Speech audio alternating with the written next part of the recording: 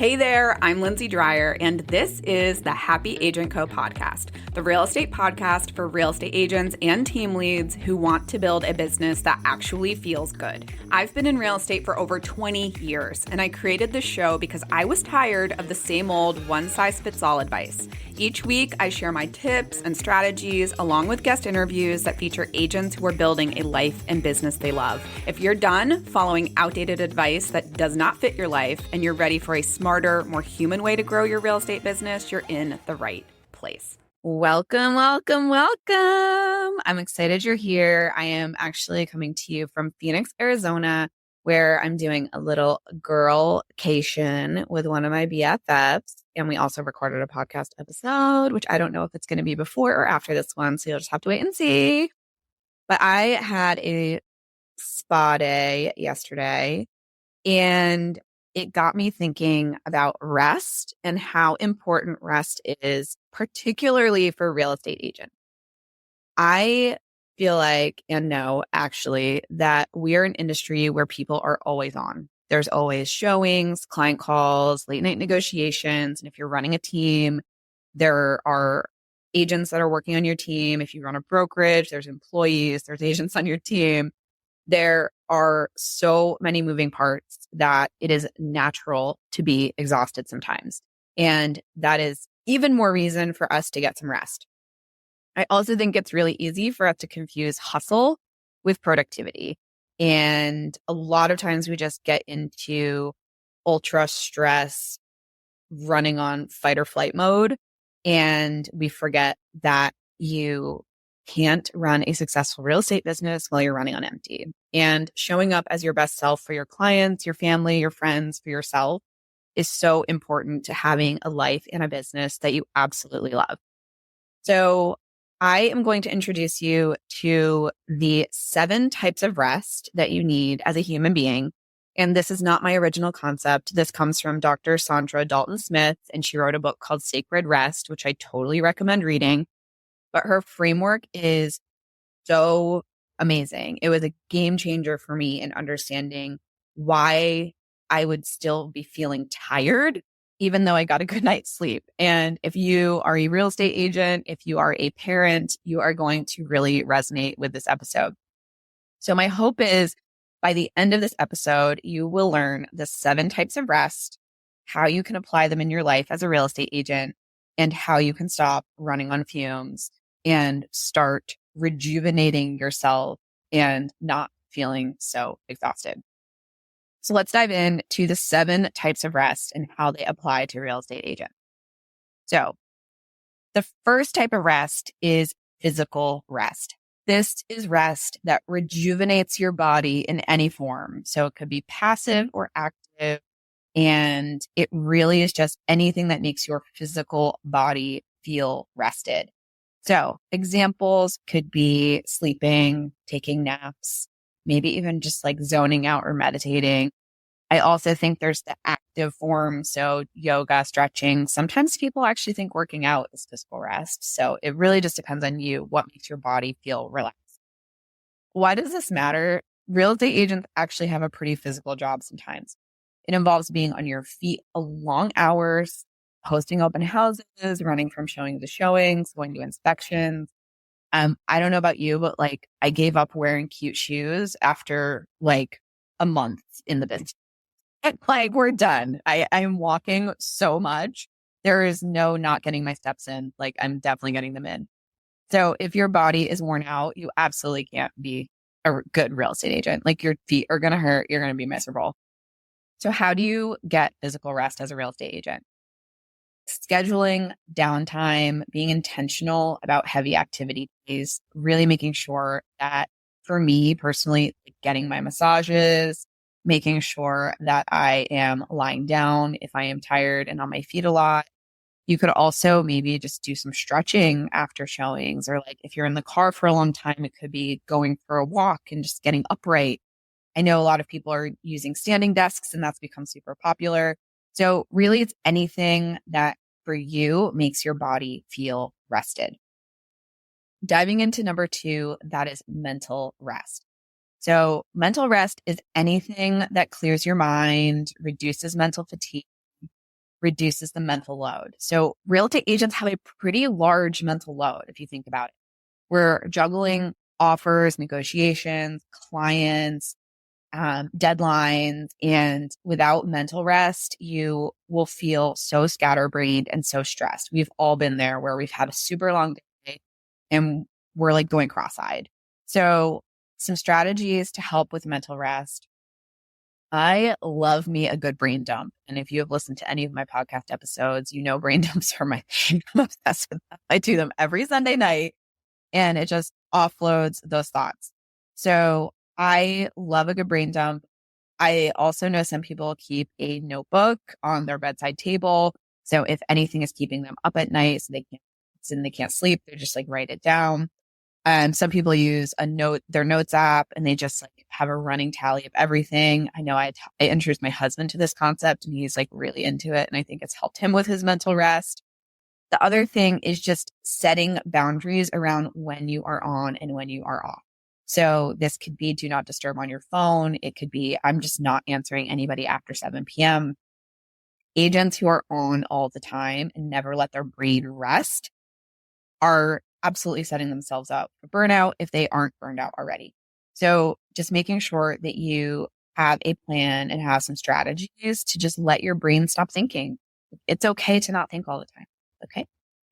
Number 3 is sensory rest. And this just has to do with your senses, like your feeling, your smells, your hearing, your seeing, like all of those senses, the 5 senses. So I know for me, I am a mom of 3 young kids, and there is a concept, and I know the parents out there will know what I'm talking about, of being touched out, where your senses just can't take it anymore. If anyone touches you, you are going to lose your mind. And this happens to real estate agents too. So between your phone going off all the time, like your alerts, being on a computer, having constant notifications, you are also probably overstimulated all day. And that's just your work stimuli. There are personal stimuli that we have too. And it can be so incredibly draining. So the way that you get some sensory rest is to just escape your senses for a little while. So how does that happen for you? I like to think of, I don't know if you guys know the float tanks, but I like to think of those like the Epsom salts float tanks where you can literally just go in and float and your body's weightless and there's no noise, there's no light, there's no nothing. That to me is the ultimate example of sensory rest. You're just literally back in the womb and just relaxing and have nothing going on. So what are some like little ways? I mean, we can't live in a float tank, right? I wish we could, but what are some ways that you can get sensory rest? I know for me, I think water is a theme here. I love to just take a bath, close my eyes, and just zone out, like lock my kids out of my room and just zonk out for a little bit. It could be just like putting in some earbuds and listening to relaxing nature sounds. It could be driving with literally no music on.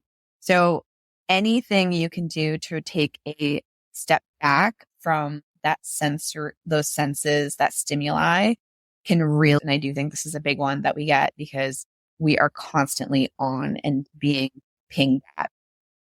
The 4th one is creative rest. And this one's a little bit fun. So this one is, it recharges your ability to think creatively and solve problems.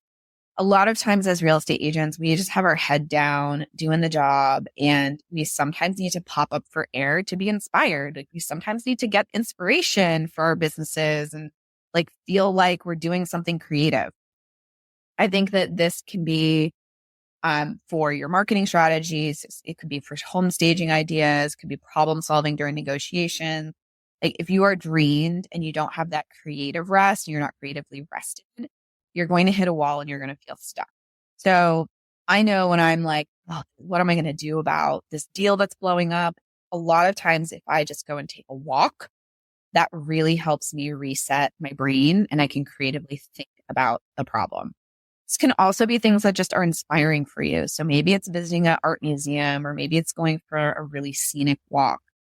It could be like painting a picture. I know for a stint of time, I loved creative lettering, and that was really relaxing for me. So it can be art, but it doesn't have to be art. It's just anything that really recharges your ability to get that creative part of your brain flowing again. The 5th type of rest is emotional rest. And I think this one hits really hard for real estate agents because this is your emotional labor. You're constantly managing the emotions of others and also kind of like putting your blocker up to try to make sure that those emotions aren't impacting you. Our clients are relying on us to be calm and positive, and we express our frustration all the time. We can't express if we're anxious. We can't express if we're sad or scared. So we're really putting on that brave face to the world, which literally is exhausting. It takes emotional energy. So without emotional rest, you are absolutely setting yourself up to just burn out quickly. I don't know I think real estate agent tends to attract people who are very empathetic. So there's a lot of empaths out there, I think. And when you are an empathetic person, you sometimes take on the emotions of other people. So knowing what's yours and what's your clients' can be a really important boundary to understand and set. Is that my client's very upset right now. They're really angry, but that's not mine. I didn't cause them to be upset or angry. Sometimes it's really hard to have that distinction, but I know once I was able to like flex that muscle and set that boundary, things became a lot easier for me. So what are some tips to recharge your emotional rest? Vent to a friend, a coach, a therapist. That's so crucial. You need to have an outlet. And I actually recommend this not to be your partner if you are partnered, because your partner can't take on this role for you and still have a healthy relationship. I think it's okay to vent to them sometimes, but I don't think it's actually fair to them to lean on them to be your emotional rest. Then schedule time to be alone. I think that that's another really big one, and to decompress, especially if there are high pressure interactions or high emotionally stakes situations. You need to have that time to kind of like come back to yourself and really feel your feels. Like, it is important to not just ignore the feelings. You have to process them at some point. It may not be in the moment because that's not appropriate, but we do have to process them at some point. Number 6 is your social rest. And we're in a people business. So if peopling with people does not energize you, which it is surprising to a lot of people, I'm actually an introvert. I play an extrovert very well on TV, but I am not an extrovert. I am an introvert. Recharging my batteries means being away from humans. I love humans, but I need to be away from them to recharge.